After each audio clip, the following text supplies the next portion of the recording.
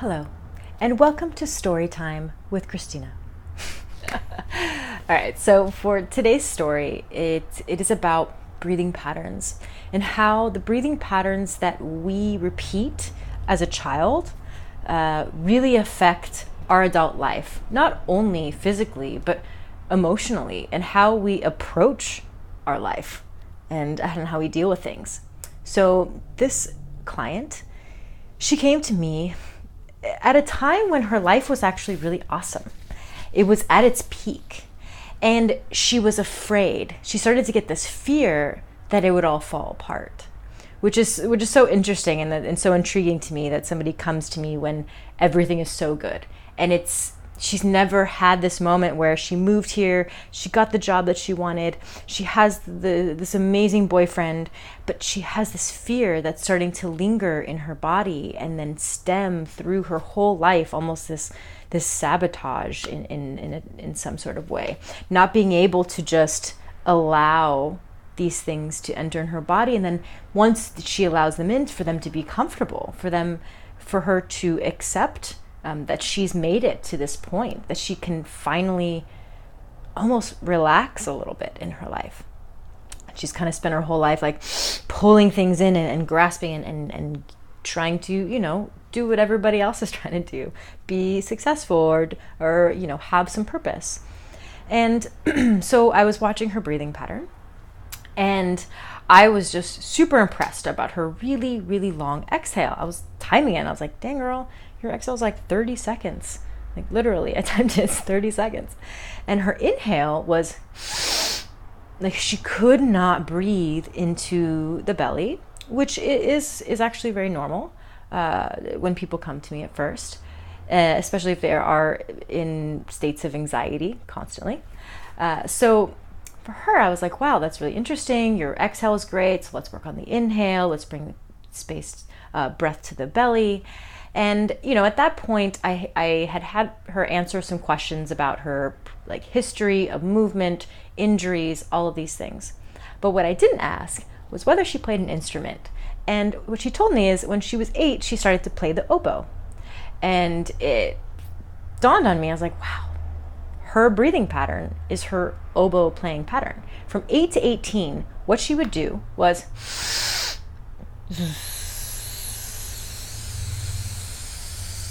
whenever you play the oboe. I don't know how to play the oboe. Right? So that pattern of breath that she repeated, the lengthening of the exhale, and then the fast chest inhalation, repeated over and over for a decade, had ingrained in her body. So her body had forgotten how to do all these other things, or never was really taught or never remembered. And so it's interesting when I assess the box breath for people. Some people struggle in the inhale. Some people struggle on the hold. Some people struggle in the exhale. It's where I struggle in my breath kind of reflects, and it does reflect in their personality and how they go about their life. So she's always pulling everything in, and then so she can let go of things, and she's a really wonderful individual, and has worked so hard to get to where she was. But it was this beautiful moment of her realizing, whoa, holy crap, that pattern that I breathe is that exact pattern from playing the oboe.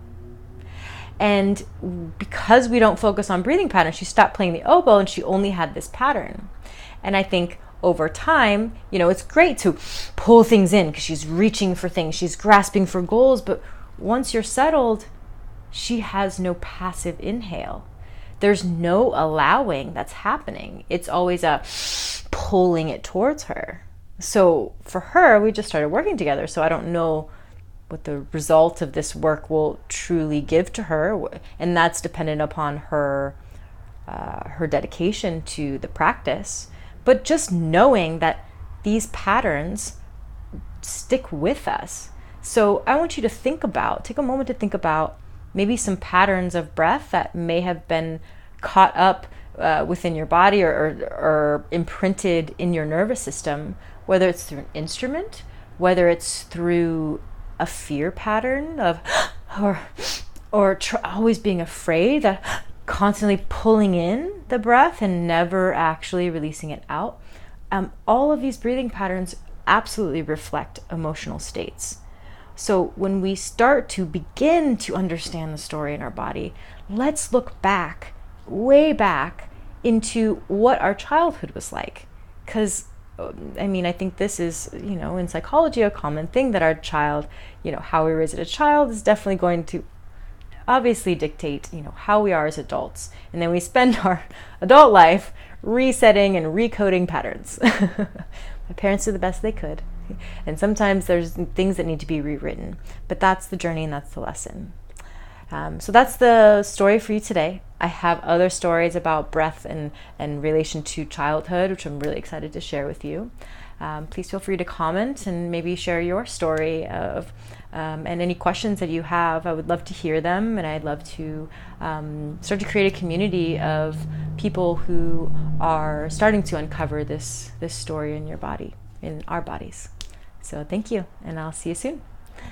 Story time is closed.